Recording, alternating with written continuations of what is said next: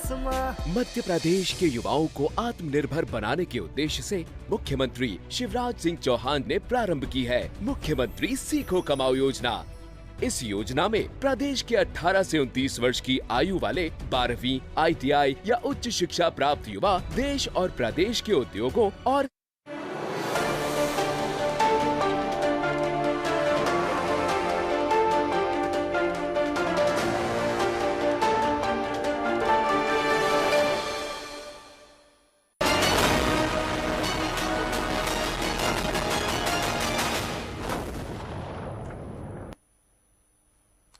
नमस्कार, big debate में आपका स्वागत है। मैं हूं आपके साथ महेंद्र विश्वकर्मा। कांग्रेसी विधायक और पूर्व मुख्यमंत्री दिग्विजय सिंह के छोटे भाई लक्ष्मण सिंह एक बार फिर अपने बयानों को लेकर चर्चा में हैं। द केरला स्टोरी बजरंग दल और केंद्रीय मंत्री ज्योतिरादित्य सिंधिया को लेकर लक्ष्मण सिंह ने इंदौर में अपने अंदाज में बयान देकर कांग्रेसी नेताओं की चिंता बढ़ा दी। उन्होंने कहा कि 1975 में वे केरला की एक चाय कंपनी में नौकरी करते थे। वहां एक बैरियर सेंचुरी है, तब हम ये सब चीजें सुनते थे। वहां कई ऐसे परिवार हैं जो उसके शिकार हुए हैं। ये नई बात नहीं है। केंद्रीय मंत्री ज्योतिरादित्य सिंधिया को लेकर चाचौड़ा विधायक लक्ष्मण सिंह ने कहा वह सिंधिया को मिस करते हैं। उन्होंने सिंधिया को कभी गद्दार नहीं कहा, क्योंकि सिंधिया अच्छे नेता थे, उनसे कांग्रेस को फायदा था। इसके साथ ही कांग्रेस के दिग्गज नेता विधायक लक्ष्मण सिंह ने बजरंग दल को लेकर भी अपनी प्रतिक्रिया दी। उन्होंने कहा, मेरे ख्याल से ऐसी जरूरत नहीं है कि बजरंग दल को प्रतिबंधित किया जाए। ये एंटी नेशनल मूवमेंट नहीं है।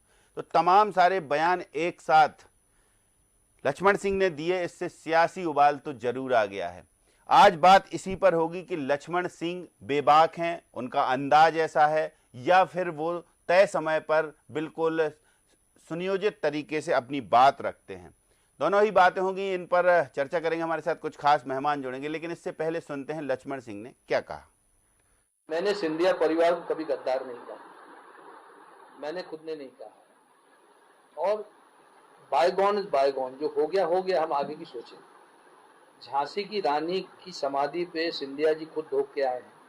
अब उन बातों को हम छोड़ें, किसने क्या किया, क्या नहीं किया। और हाँ, माधवराव जी हमारे एक नेता थे और बड़े अच्छे नेता थे, बड़े अच्छे हमारे साथी थे। हम उनको मिस करते हैं आज। अब ज्योतिरादित्य जी अगर बीजेपी में चले गए, उनका फैसला है।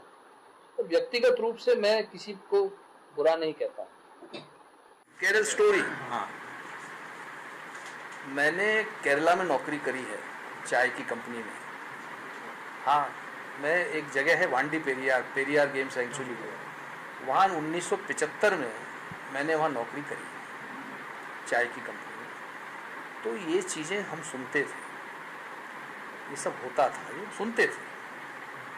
कई ऐसे परिवार हैं उस टी गार्डन के जो इसके शिकार हुए हैं। तो ये कोई ऐसी नई बात नहीं है, जब से चल रहा है। अब फिल्म मैंने नहीं देखी है, फिल्म नहीं देखी है तो मुझे नहीं मालूम फिल्म में क्या दिखाया है, पर ये होता है और ये गलत है। फिल्म सही है? नहीं, फिल्म नहीं देखी, मैं नहीं कह सकता उसमें कितनी सच्चाई दिखाई नहीं दिखाई है, पर इस तरह की घटनाएं केरल में होती हैं, मुझे मालूम है। मैंने वहाँ नौकरी करी है 1975 में टी गार्डन में, वहाँ। तो देखिए, लक्ष्मण सिंह बेबाक अंदाज में बयान दे रहे हैं और बयान भी पत्रकारों से बात करते हुए। चलिए, हमारे साथ कुछ खास मेहमान हैं, उनका परिचय आपसे कराते हैं, फिर चर्चा शुरू करते हैं। हमारे साथ वरिष्ठ पत्रकार राजेश जौहरी जी, कांग्रेस से नीलाभ शुक्ला जी प्रवक्ता हैं, और बीजेपी से प्रवक्ता गोविंद मालू जी। आप तीनों मेहमानों का बहुत स्वागत है। जी, गोविंद मालू जी, क्या कहेंगे? कांग्रेस के नेता हैं लक्ष्मण सिंह और काफ़ी सीनियर लीडर हैं, और सबसे बड़ी बात है कि वो अपने बेबाक अंदाज या बेबाक ट्वीट के लिए जाने जाते हैं। जब भी कोई ऐसा हम कहें कंट्रोवर्शियल कोई मामला होता है, तब उनके ट्वीट जरूर देखने को मिलते हैं, और आज ऐसा ही कुछ हुआ। उन्होंने 3-4 मामलों में इंदौर में ही बयान दिए। कैसे देखेंगे इसको? नहीं, देखिए, उन्होंने अपने अनुभव की बात, केरला स्टोरी को लेकर उन्होंने कहा कि मैंने वहाँ चाय की कंपनी में नौकरी की थी, वहाँ पेरियार सेंचुरी है, जब सब चीजें सुनते थे, कई से परिवार जो उसके शिकार हुए हैं, मतलब वो सत्य जो हुआ है उसका उद्घाटन। ज्योतिरादित्य सिंधिया जी को लेकर वो कह रहे हैं कि सिंधिया जी, यानी ये सब बातें जो वस्तु स्थिति को दर्शाती है कि का एक विधायक एक बड़े कद्दावर भाई वो इस तरह की बात ये कह रहे हैं कि जन सामान्य की पर उनका आद भी होगा, वो फीडबैक भी मिल रहा होगा बजरंग दल करने के मामले में साफ साफ कोई एंटी मूवमेंट नहीं, एंटी नेशनल मूवमेंट नहीं है वो, क्योंकि ये सर्वविदित है कि कोई बजरंग दल राष्ट्र विरोधी गतिविधियों में लिप्त नहीं है। ये वो कह रहे हैं, इसका प्रमाणीकरण की जरूरत नहीं है। कांग्रेस का एक विधायक इसलिए कह रहा है कि ये सच्चाई है और सच्चाई से मुंह मोड़ना है ना अपने आप को धोखा देना। तो सच का आईना दिखा रहे हैं अपने भाई को भी और अपनी पार्टी को भी। इसलिए मैं समझता हूँ कि वैसे तो पूरा देश जानता है कि बजरंग दल क्या है, पूरा देश जानता है कि केरला स्टोरी तो इस सेल्यूलर फिल्म मतलब इस पर आई है, उसका मतलब ये नहीं है कि वो कोई फेक, कोई काल्पनिक बात है, कोई काल्पनिक चित्रण है और वो कोई फैंटासी है, ऐसा नहीं है। वो सच्चाई है और सच्चाई को बयान करने वाली फिल्म का प्रमाण उन्होंने दिया कि उन्होंने खुद ने अनुभव किया इस बात को लेकर। तो ये सब बातें कांग्रेस की असलियत को उजागर करती है और कांग्रेस को उन्होंने आईना में दिखाया कि हम इन चीजों पर न पड़े, हम दूसरी बात करें। नीलाभ शुक्ला जी क्या कहते हैं? अब कांग्रेस के बड़े नेता हैं, कद्दावर नेता हैं और आप लोग हमेशा से कुछ ना कुछ ऐसे वार्तालाप करते आ रहे हैं या ऐसे बयान देते आ रहे हैं, चाहे केरल स्टोरी का मामला हो, बजरंग दल की बात कर्नाटक से शुरू हुई तो पूरे देश व्यापी हो गई, उसके बाद सिंधिया की बात, कैसे देखेंगे इन तीनों चीजों को? लक्ष्मण जी ने बहुत अच्छी बात की, आपने उशांत का बयान ध्यान से सुना होगा। उन्होंने कहा मैंने फिल्म नहीं देखी, उन्होंने कहा हम ऐसी चीजें सुनते थे जब वो केरला में नौकरी करते थे। मतलब उन्होंने भी सुनी सुनाई बात कही है, उन्होंने ये नहीं कहा कि मैंने साथ देखा ऐसा होते हुए, उन्होंने कहा हम ऐसा सुनते थे जब वो केरला में सर्विस करते थे। लक्ष्मण ने स्पष्ट किया मैंने ये फिल्म नहीं देखी। केरला स्टोरी एक प्रायोजित विशुद्ध व्यावसायिक फिल्म है, काल्पनिक कथानक पर बनी फिल्म है जिसका उपयोग भारतीय जनता पार्टी ध्रुवीकरण कर माहौल खराब कर वोट कमाने के लिए उपयोग कर रही थी। पहले भी कई फिल्मों भाजपा ने इस तरह काल्पनिक फिल्मों पर राजनीतिक रोटियां सेकी है। तो ये प्रायोजित फिल्म है जिसमें भारतीय जनता पार्टी ध्रुवीकरण करके राजनीतिक रोटियां सेकर माहौल खराब करने का प्रयास कर रही है। और लक्ष्मण सिंह जी ने फिल्म देखी नहीं, इसलिए उनकी राय को मायने रखते नहीं, खुद ही कह रही मैंने फिल्म नहीं देखी। लेकिन ये फिल्म सर्वथा काल्पनिक कथानक पर बनी है और एक प्रायोजित फिल्म है जो विषय माहौल खराब करने के लिए बनाई गई है। और सिंधिया जी को लेकर जो बयान दिया, जी सिंधिया जी को लेकर जो कहा, देखिए मैं सिंधिया जी को मिस करता हूँ। देखिए सिंधिया जी उनका बड़प्पन है, माधवराव सिंधिया जी के साथ लक्ष्मण सिंह जी वरिष्ठ नेता है, उन्होंने माधवराव ज्योतिराव सिंधिया जी के पिताजी माधवराव सिंधिया जी से काम किया है। निश्चित रूप से माधवराव सिंधिया जी कांग्रेस के वरिष्ठ नेता थे, उन्हें सभी मिस करते हैं, वो भी मिस करते हैं। ये उनका लेकिन उनका एक बड़प्पन है कि उन्हें दिशा भ्रमित हुए, दिग्भ्रमित हुए, उनके पुत्र को उपनाम से संबोधित नहीं किया। ये बड़प्पन है, ये कांग्रेस की परंपरा है। उन्होंने उपनाम से जो कांग्रेस की परंपरा है, कांग्रेस के तमाम नेता तो उन्हें गद्दार कह रहे हैं, उसे संबोधित नहीं करा, ये उनका बड़प्पन है। लेकिन जो व्यक्ति कांग्रेस में रहते हुए बड़े बड़े पदों पर कांग्रेस ने उन्हें नवाजा, लेकिन उसके बाद भी जो कांग्रेस के साथ अपनी मातृ संस्था के साथ धोखेबाजी करे, इन वक्त सरकार गिरा है, सीट में चिपक गए, उसे क्या कहा जाएगा, ये सब जानते हैं। वो कह रहे हैं कि मिस करते हैं सिंधिया को और मिस करने के साथ साथ कहते हैं अच्छे नेता थे और हमने कभी उनको ऐसा नहीं कहा। तो आप लोग फिर क्यों कह रहे हैं? वो ऐसा नहीं लगता कहीं कांग्रेस की विचारधारा अलग है, लक्ष्मण सिंह जी की विचारधारा अलग है? देखिए उन्होंने कहा हम माधवराव सिंधिया जी को मिस करते हैं, माधवराव सिंधिया को सभी मिस करते हो अब, लेकिन उन्होंने ये कही नहीं कि मैं सिंधिया को मिस कर रहा हूँ, ज्योतिरादित्य सिंधिया को। ज्योतिरादित्य सिंधिया के जाने से कांग्रेस का फायदा ही हुआ है, अलबत्ता नुकसान सिंधिया जी का खुद का हुआ। उन्होंने ज्योतिरादित्य सिंधिया को मिस करते हुए कहा है। नीलाभ जी आप इंदौर से ही हैं। तो ये उनका बड़ा वो बाल्यावस्था में थे, जब सिंधिया जो सिंधिया के साथ काम करते थे तो सिंधिया जी बाल्यावस्था में थे। अच्छा चलिए, बजरंग दल को लेकर भी उन्होंने बयान दिया है, उसमें क्या कहेंगे? देखिए बजरंग दल को लेकर स्पष्ट हमारा जो हम संविधान में विश्वास रखते हैं, बजरंग दल को हम तो सुप्रीम कोर्ट ने एक बात का हवाला दिया, कोई भी ऐसे दल जो अतिवादी है, अस्थिरता पैदा करते हैं, उन्माद फैलाते हैं, तनाव का वातावरण निर्मित करते हैं, उन्हें रोकना चाहिए, उन्हें बंद करना चाहिए। चाहे कोई भी संगठन हो, कोई भी व्यक्ति हो, कोई भी दल हो, ये देश इतना जनता का भी यही मान है, मेरे ख्याल से आप भी यही मानते होंगे, जो उन्माद पैदा करे, चलिए राजेश जौहरी साहब भी हमारे साथ जुड़े हुए हैं, वरिष्ठ पत्रकार हैं, उनसे पूछते हैं। राजेश जौहरी जी, क्या लगता है कि लक्ष्मण सिंह के बयान अब कांग्रेस को भारी पड़ने वाले हैं, या फिर लक्ष्मण सिंह का ऐसा ही बेबाक अंदाज है, बिंदास अंदाज है?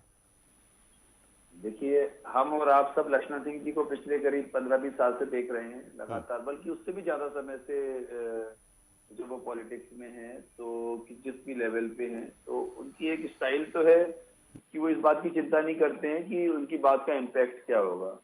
जो उनको लगता है कि ये बोलना चाहिए तो वो बोल देते हैं।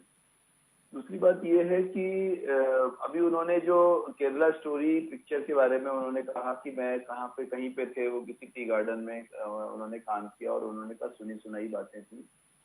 तो इसमें इस फिल्म के बारे में आज जो है करीब आज की बात है, हाँ आज ही वो जो सुदीप्तो सेन ने 26 लेडीज उसमें से जो उन्होंने जितनी बताई है 26 लेडीज जिनसे उनकी बात हुई थी, जो अवेलेबल उपलब्ध हो पाई, उनको मीडिया के सामने लाए थे और मीडिया से सवाल जवाब कराए थे। और हर लड़की ने अपनी अपनी, लड़की और लेडी ने, कोई शादीशुदा, कोई छोटी उम्र की, कोई बड़ी उम्र की, तो उन्होंने अपनी अपनी जो उनकी ऑर्डील थी, जो उनकी जो कहानी थी, खतरनाक कहानी, वो उन्होंने मीडिया के सामने सुनाई।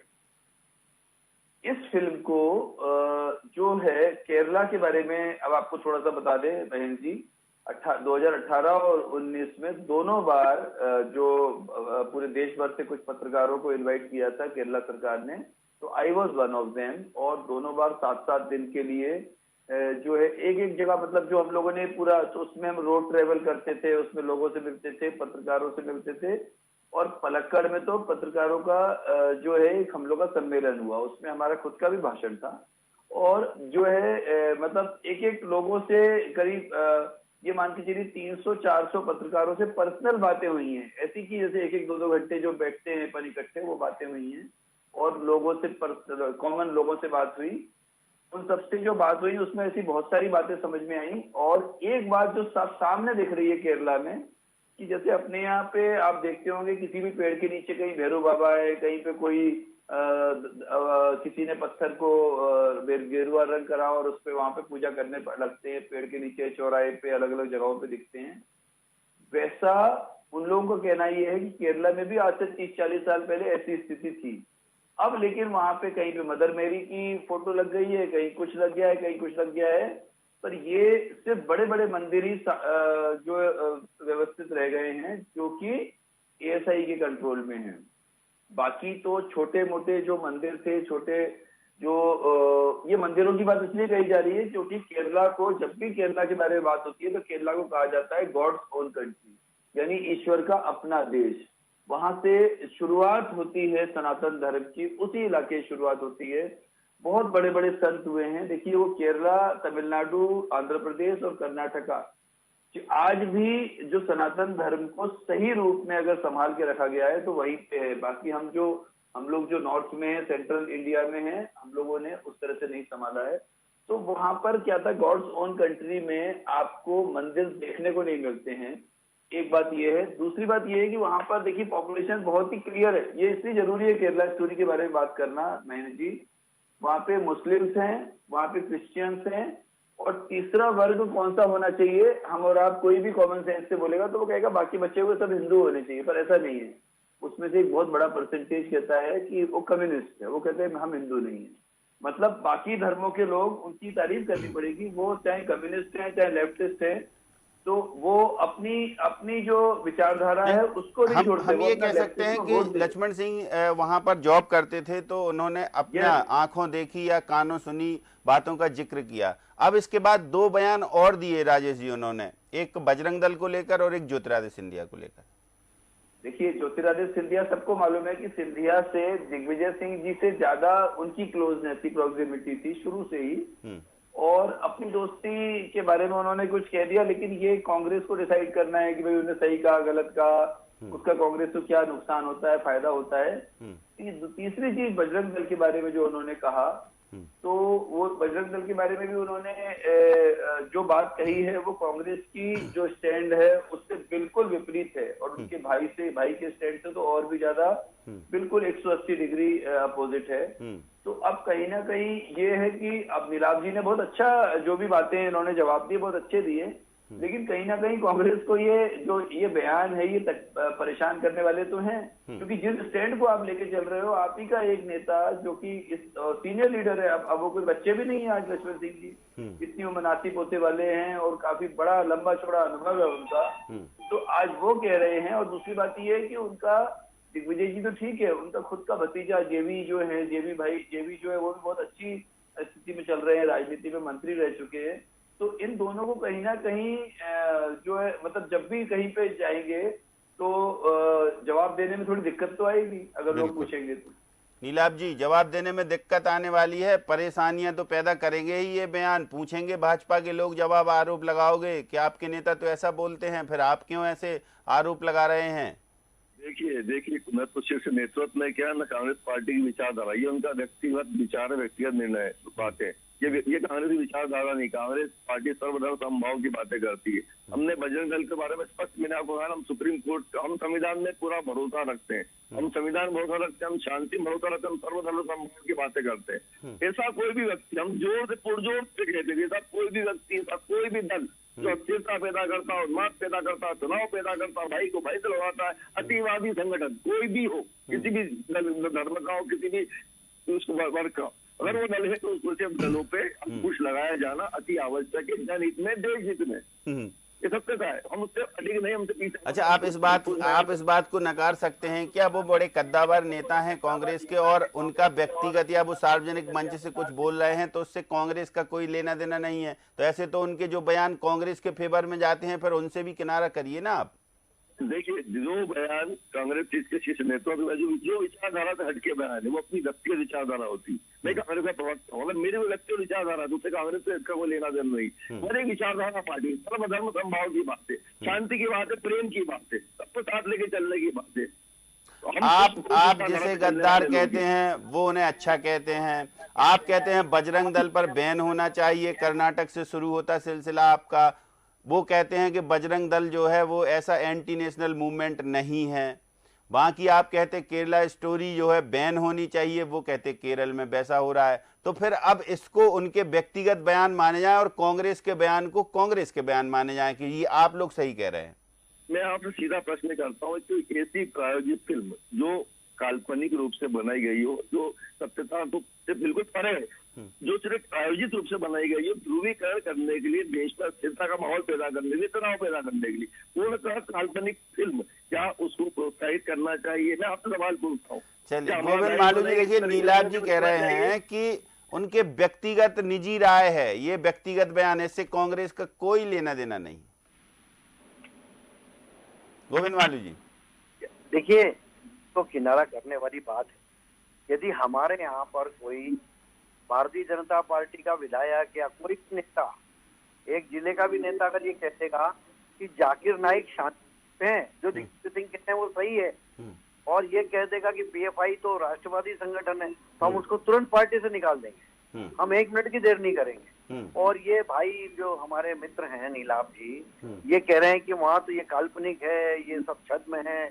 उनके दिग्विजय सिंह जी जो इतने बड़े नेता हैं, जो सांप्रदायिक राजनीति, वोट बैंक की राजनीति करते हैं, उनके भाई वो अपना अनुभव शेयर कर रहे हैं, साझा कर रहे हैं हमसे कि वहां पर केरला में 1975 में क्या हालात है। मैं समझता हूँ इनको अनुभव लेने के लिए ऐसा करना पड़ेगा कि कांग्रेसी नेताओं के परिवारों को थोड़े दिन वहां रहने दो केरल में, और तब इनको पता लगेगा कि ये किस तरह का लव जिहाद हो रहा है, किस तरह का धर्मांतरण हो रहा है। जब इनके घर में किसी को सलीम बना देंगे, किसी को आफ्ताब बना देंगे, तब समझ में आएगा इनको। ये देश को काल्पनिक बता रहे हैं, जो आप वास्तविकता है उसको काल्पनिकता में ले जा रहे हैं। यही तो देश को तोड़ने की, और हम बार बार जो आरोप लगाते हैं कि आतंकवादियों को संरक्षण देते हैं, ये इसी का कारण है।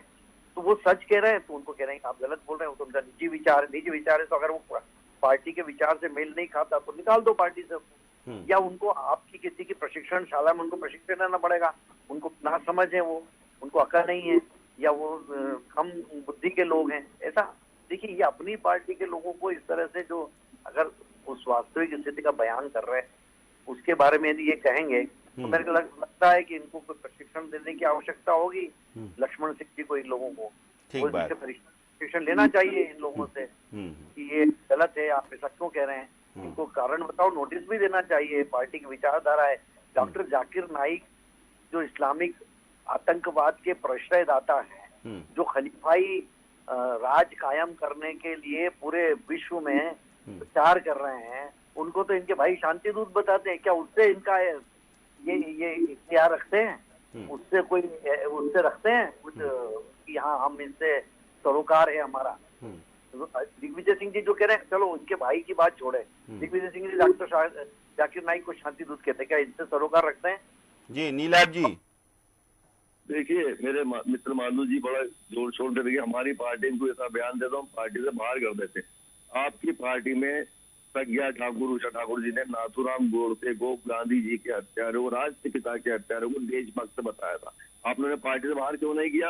आपने सांसद पद से नवाजा है, मंत्री बना के रखा, कैबिनेट मंत्री, आपने पार्टी से बाहर क्यों नहीं किया? उस पर जब बात होगी गांधी जी की हत्या के मामले में आप नाम लेते थे और कोर्ट ने आपके नेता को माफी मांगने में मजबूर कर दिया, तब क्या हुआ? ऊपर भी कहो हमारे पार्टी से बाहर, अरे ऊपर भी कहो ना, गांधी जी की हत्या में आरएसएस का आप बताते आपको आपने क्यों नहीं किया? जब मोदी ने माफी हो गई, उसका भारतीय जनता पार्टी जनता से कोई लेना नहीं था, वो हिंदू महासभा जौहरी साहब आप दोनों को सुन रहे हैं। राजेश जौहरी जी, क्या लगता है कि जिस तरीके से नीलाभ जी थोड़ा सा डिफेंस मोड में है, मालू जी थोड़ा अटैकिंग मोड में है, क्या ऐसे नहीं लगता है कि अब ये जो बयान है लक्ष्मण सिंह के, इससे बहुत जल्दी किनारा नहीं कर पाएगी कांग्रेस? जवाब देना होगा। और सबसे अहम बात यही है कि लक्ष्मण सिंह के ऐसे आज ही बयान नहीं है, पहले भी उनके ट्वीट हमने पढ़े हैं। देखिए लक्ष्मण सिंह जी, सबसे बड़ी बात यह है कि कोई वो यंग लीडर नहीं है कि जेबी सिंह जैसे कोई कम उम्र के होते कह भी देते तो कह देते कि अनुभव कम है। ये एक सीजन्ड पॉलिटिशियन है। और सबसे बड़ी बात यह है कि अगर आप लोगों में से किसी का राघवगढ़ राजगढ़ कभी रहना हुआ हो तो आज भी आपको बताएं कि दिग्विजय सिंह जी से ज्यादा पॉपुलर राघवगढ़ में लक्ष्मण सिंह जी हैं। और इन्होंने एक बहुत बड़ा अभियान चलाया था। हम लोग शायद नए नए पत्रकारिता में आए थे कि इनकी वहां पर जो उस इलाके में जो कुछ वेश्यावृत्ति में जो महिलाएं लड़कियां जाती हैं, माशाल्लाह है या कोई जाती है, ये दिमाग से उतर गई है, तो उनको इन्होंने राखी बंधवाई थी रक्षाबंधन पर और बड़ा अभियान चलाया था। उस समय जब ये बहुत छोटे थे, तो आप मतलब अपन ये नहीं कह सकते कि कोई इनको राजनीति नहीं आती हो या पॉलिटिक्स में कमजोर हो। तो इसलिए इस कारण से सिर्फ, और क्योंकि दिग्विजय सिंह के भाई हैं, एक पूर्व मंत्री के चाचा हैं, इस कारण से ये नहीं कह सकते, कांग्रेस इतनी आसानी से इस मामले से किनारा नहीं कर सकती कि नहीं चलो वो तो उनकी व्यक्तिगत राय है। ऐसी व्यक्तिगत राय नहीं होती है। तो ये पॉलिटिकल लोग जो पब्लिक के लोग होते हैं, इनकी सिर्फ राय पब्लिक ही होती है, इनकी व्यक्तिगत कुछ भी नहीं होती है। व्यक्तिगत सिर्फ परिवार के मामले होते हैं कि वो कहें कि मेरे बेटा ये, मेरे पिताजी ये, मेरे भाई ये, वो व्यक्तिगत होता है। पर जब एक इतने ऐसे टॉपिक पे बात कर रहे हैं तो व्यक्तिगत राय नहीं होती। बिल्कुल सेंसिटिव मुद्दों पे बात करते हैं नीलाभ जी, तब फिर व्यक्तिगत नहीं लगता है कि होगी राय। छोटी सी बात रह गई। नीलाभ जी ने इसको बताया कि केरला फाइल्स को जो बताया, केरला स्टोरी को, कि ये बिल्कुल ठीक है, हो सकता है नीलाभ जी की बात, अगर उसके पास कोई बड़े ठोस आधार होगा इसकी बात करने का। पर कांग्रेस का स्टैंड, आम आदमी पार्टी का स्टैंड और ममता बनर्जी का और सारी विपक्षी पार्टियों का स्टैंड कश्मीर फाइल्स के ऊपर भी यही था कि ये सब प्रोपेगेंडा के लिए बनाई है, चुनाव के लिए बनाई गई। तो वो 5 लाख कश्मीरी हिंदू क्या गधे हैं या पागल हैं जो कि कैंपों में रह रहे हैं, आज भी नरक जैसी जिंदगी बिता रहे हैं, सैकड़ों हजारों लोगों की जिनकी अब तक हत्या हो चुकी है, बहुत सारी महिलाओं आ रहे हैं। देखिए राजेश जौहरी साहब, वो क्या बेवकूफ है वो लोग जो छोड़ के सिर्फ बीजेपी, आरएसएस या बजरंग दल को फायदा पहुंचाने के लिए दिल्ली में या दूसरे कैंपों में रह रहे हैं? ऐसा नहीं करना चाहिए किसी की। देखिए आप आज वो 26 लड़कियों का नीलाभ जी से हम निवेदन करेंगे, यूट्यूब पे है वो, उन 26 लड़कियों का पर्सनल सुन लें वो कि उन्होंने क्या बोला है। अगर वो आपको वो 26 लड़कियों की बात भी सही नहीं लग रही है तो फिर चिंता की बात है। उसमें तो उनकी आइडेंटिटी भी दिख रही है, फोटो भी दिख रही है, सब कुछ दिख रहा है। अपने केरला के लोगों से, अपने जो आपके काउंटर पार्ट है केरला में कांग्रेस में, उनसे उसका सत्यापन कर रहे हैं कि ये लड़की सही। चलिए एक कमेंट नीलाभ जी से। नीलाभ जी काफी देर से सुन रहे हैं। जी नीलाभ जी, देखिए मैं भाई से पूछना चाहूंगा, मित्र से पूछिए, 26 लड़कियां क्या पूरा केरला हो गई? 26 लड़कियों का बयान क्या पूरा केरला का बयान हो गया? 26 लड़कियों की परिस्थिति पूरे केरला की परिस्थिति हो गई। लेकिन मामले ऐसे होते हैं, इसकी पुष्टि तो हो गई। मात्र 26 लड़की के बयान से आप पूरे केरला प्रदेश को सर्टिफिकेट दे रहे हैं, मुख्यमंत्री को सत्य बता रहे हैं, तो इससे सवाल तो खड़े होंगे ना साहब, तो सवाल खड़े नहीं होंगे। आपने केरला घूमा नहीं है ना, इसलिए आप ऐसा कह रहे हैं। नीलाभ जी, हम तो आपसे निवेदन कर रहे हैं, एक बार आप रह के आइए, आपको पता चल जाएगा। चलिए मालू जी, देखिए नीलाभ जी कह रहे हैं कि केवल 26 लड़कियां यदि अपनी आप बीती सुना रही हैं तो पूरे राज्य को जो है आपने ऐसा कर दिया। हाँ नहीं, ऐसा तो ये जो कश्मीरी पंडित तो थोड़े से लोग थे क्या? वहाँ जो नरसंहार हुआ, जहाँ जिस तरीके से बलात्कार हुए, जिस तरह महिलाओं के साथ विभत्स अत्याचार हुए खलीफाई राज कायम करने के लिए, क्या इसको ये जायज मानते हैं? ये देश आज बयान देते अधिकृत कि हाँ कश्मीर में जो कुछ होता है वो जायज। इस बात को तो माना जाएगा गोविंद मालू जी की लक्ष्मण सिंह जी हमेशा सही दिशा में बात करते हैं और सही बोलते हैं, तथ्यों की परख के साथ। बिल्कुल, देखिए उनको मालूम है कि सच्चाई क्या है। आप राजनीति करें तो मुद्दों पर करें ना, सच्चाई को दूर रखिए। कैसे करेंगे? वो 26 ने जिसमें बयान दिए वो आप उनको दरकिनार कर, तो अपनी आंखों में खुद ही फूल झोंक रहे हैं और आंखों पर पट्टी बांध कर चल रहे हैं। लोग इनकी आंखों में मिर्ची डाल रहे हैं और ये उसको पसल रहे हैं और इसीलिए पूरे देश भर में से आउट हो गए हैं। ये जो सांप्रदायिक राजनीति अब नहीं चलेगी और ये भारत, अब इसको हिंदूवादी कहते हैं लक्ष्मण सिंह को। ये लोग क्या है? ये लोग खलीफाई राज कायम करने वाले लोग हैं। इसके कारण तो इन्होंने देश के 2 टुकड़े करा दिए।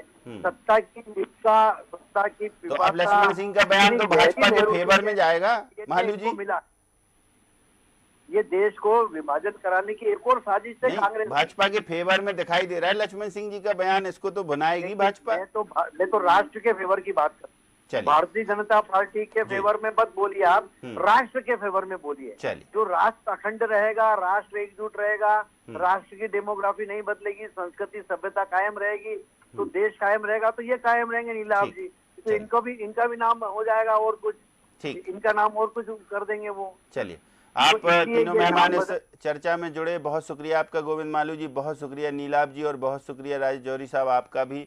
तो लक्ष्मण सिंह अपने बेबाक अंदाज में बयान देते हैं और बयान के साथ साथ यदि उनसे कोई प्रश्न पूछता है तो उसका उत्तर भी वो उसी अंदाज में देते हैं अपने अनुभव के साथ। 3 बयान दिए उन्होंने और 3 बयान देने के बाद कांग्रेस की चिंता बढ़ गई है या कांग्रेस के नेता अब कैसे केरल स्टोरी पर सवाल उठाएंगे ये देखना बाकी है, कैसे बजरंग दल की घेराबंदी करेंगे ये भी देखना बाकी है। और ज्योतिरादित्य सिंधिया पर आगामी चुनाव में 2023 में जब बड़े नेता जाएंगे जनसभा करने तब क्या बोलते हैं, तब लक्ष्मण सिंह के ये बयान पर भाजपा क्या कहती है या कैसे पलटवार करती है ये देखना बाकी होगा। लेकिन हाल फिलहाल तो लक्ष्मण सिंह के बयान अभी सुर्खियों में है। बिग डिबेट में इतना ही, मुझे दीजिए इजाजत, नमस्कार।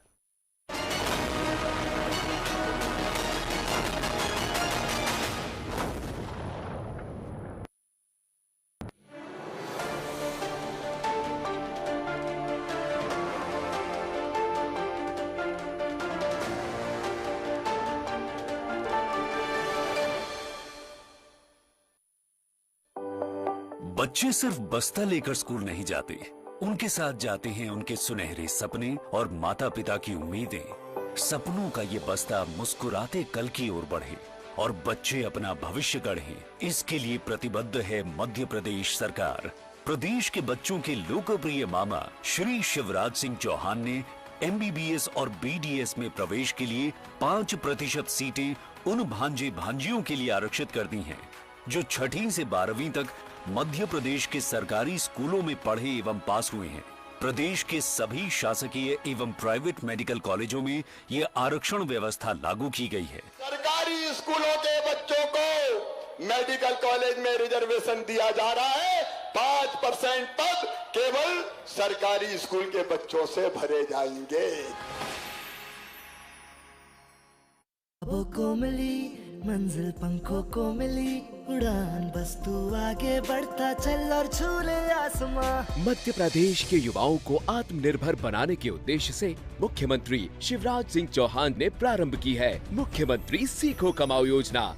इस योजना में प्रदेश के 18 से 29 वर्ष की आयु वाले 12वीं, ITI या उच्च शिक्षा प्राप्त युवा देश और प्रदेश के उद्योगों और सेवा संस्थानों में कार्य करते हुए चयनित विधा में पारंगत होंगे। इस अवधि में चयनित युवाओं को सरकार द्वारा 8 से 10 हजार रुपए प्रति माह स्टाइपेंड प्रदान किया जाएगा। हमारी कोशिश ये होगी कि 1 साल काम सीखने के बाद उसको वहीं या और कहीं परमानेंट जॉब मिल जाए ताकि उसको भटकना ना पड़े। आत्मनिर्भर युवा, आत्मनिर्भर मध्य प्रदेश। तू आगे बढ़ता चल।